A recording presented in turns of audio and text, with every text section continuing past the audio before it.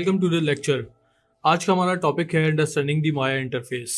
आगे बढ़ने से पहले हम सबसे पहले तो ये देखेंगे कि हम माया कहाँ से डाउनलोड कर सकते हैं फ्री में, क्योंकि माया का जो हम वर्जन यूज़ करेंगे वो होगा माया 2020 और हम डाउनलोड करेंगे ऑटोडेस्क की साइट से, जो कि स्टूडेंट वर्जन ऑटोडेस्क ऑफर करता है 3 साल के लाइसेंस के ऊपर। आप सबसे पहले तो अपना जो भी आप ब्राउज़र यूज़ कर रहे हैं आप उसको ओपन करें और autodesk.com पे आप ब्राउज़ करें। सबसे पहले स्क्रॉल डाउन कर लें आप, सबसे नीचे देखेंगे सपोर्ट एंड लर्निंग का एक लिंक होगा। उस लिंक के नीचे आप देखेंगे स्टूडेंट्स एंड एजुकेटर्स, इसको आप क्लिक कर लें। लिंक ओपन हो जाएगा आपके पास। बिल्कुल सामने ही आपके पास डाउनलोड फ्री सॉफ्टवेयर का एक ऑप्शन आ रहा होगा, इसके नीचे स्टार्ट नाउ का एक लिंक है, उसको क्लिक करें।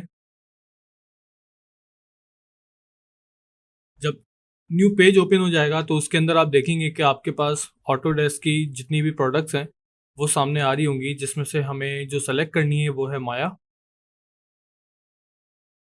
नेक्स्ट पेज ओपन होगा तो वहाँ पे आप देखेंगे कि ये आपसे आईडी मांग रहा है।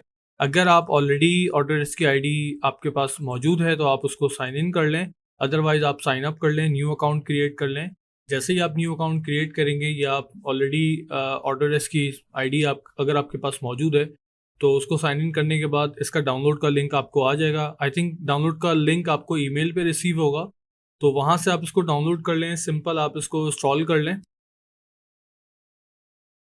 इंस्टॉल करने के बाद जब आप माया को फर्स्ट टाइम रन करेंगे तो आपके पास डिफ़ॉल्ट जो वर्क स्पेस होगा या जो माया का इंटरफेस होगा वो कुछ इस तरह से होगा, जैसे आप मेरी स्क्रीन पे देख सकते हैं अभी। तो चलें स्टार्ट करते हैं माया के इंटरफेस के हवाले से। सबसे पहले तो आपको लेफ्ट टॉप कॉर्नर पे आप देखेंगे कि आपके पास जो मेन मेन्यू है वो फाइल एडिट क्रिएट और इस तरीके से इन दी एंड हेल्प के ऊपर एंड हो रहा है। ये मेन मेन्यू इसलिए मैं कहूँगा क्योंकि ये मेन्यू जो है फाइल एडिट, ये आपको तकरीबन हर सॉफ्टवेयर में देखने को मिलेगा।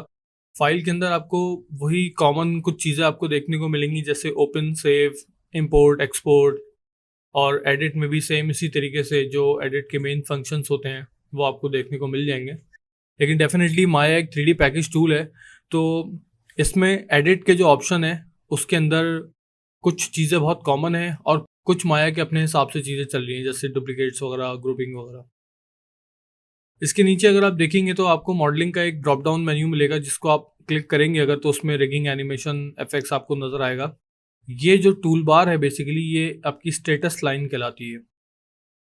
इसके नीचे आप देखेंगे आपको curve surfaces, poly modelling, sculpting, rigging, animation, rendering, effects, ये आपका शेल्फ्स कहलाते हैं।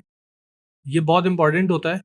इसमें हम कस्टमाइज़ करते हैं कुछ चीज़ों को, जैसे कस्टम का जो शेल्व है ये अभी आपको खाली नज़र आ रहा है। कस्टम का जो शेल्व है इसको हम अपने वर्क फ्लो के हिसाब से अरेंज करेंगे। इसमें अपने कुछ कस्टम टूल्स ऐड करेंगे जो कि हम फ्रिक्वेंट यूज़ करते हैं।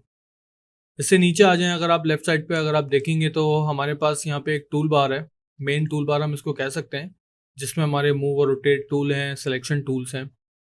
बिल्कुल सेंटर में जो आप ये एरिया देख रहे हैं ये हमारा व्यू पोर्ट है। यहाँ पे आप अपने मेन 3D एक्शंस परफॉर्म करेंगे, जैसे आप कोई मॉडल कर रहे हैं या आप एनिमेशन कर रहे हैं या आप लाइटिंग वगैरह कर रहे हैं, टेक्सचरिंग कर रहे हैं इवन, तो वो सारे के सारे एक्शन यहाँ परफॉर्म किए जाते हैं। इसको हम व्यू पोर्ट कहते हैं। ठीक है। राइट हैंड साइड पे अगर आप देखेंगे तो ये मॉडलिंग टूल किट है, इसके नीचे एट्रीब्यूट एडिटर, उसके नीचे चैनल बॉक्स। चैनल बॉक्स के अंदर आपके पास एक डिवीजन है, जिसमें नीचे आप देख सकते हैं कि यहाँ पे हमारे पास लेयर एडिटर है, डिस्प्ले और एनिमेशन, यानी कि हमारे पास डिस्प्ले लेयर्स अलग हैं और एनिमेशन लेयर्स अलग हैं। डिस्प्ले लेयर्स और एनिमेशन लेयर्स का मैं आपको आगे काम बताऊंगा कि हम किस तरह यूज़ कर सकते हैं। बॉटम पे आप देखेंगे कि हमारे पास ये एक टाइम स्लाइडर मौजूद है, ये एनिमेशन में हम इसको यूज़ करेंगे। टाइम स्लाइडर के नीचे रेंज स्लाइडर है, ये भी डेफिनेटली एनिमेशन के स्टफ के लिए यूज़ होता है। उसके नीचे अगर हम देखें तो हमारे पास एक कमांड लाइन बेसिकली क्या होती है, अगर आप इसके एक्सट्रीम राइट पे आ जाएं तो इसका जो वाइट बॉक्स है इसको हम क्लिक करेंगे तो ये स्क्रिप्ट एडिटर ओपन कर देगा। यहाँ पर हम कस्टम स्क्रिप्ट्स यूज़ करते हैं। इवन कस्टम स्क्रिप्ट्स के अलावा आप माया की अपनी परचेज स्क्रिप्ट भी यूज़ कर सकते हैं, डिफरेंट पर्पस के लिए यूज़ होती हैं। इसके नीचे अगर हम देखते हैं तो हमारे पास एक हेल्पलाइन बार है।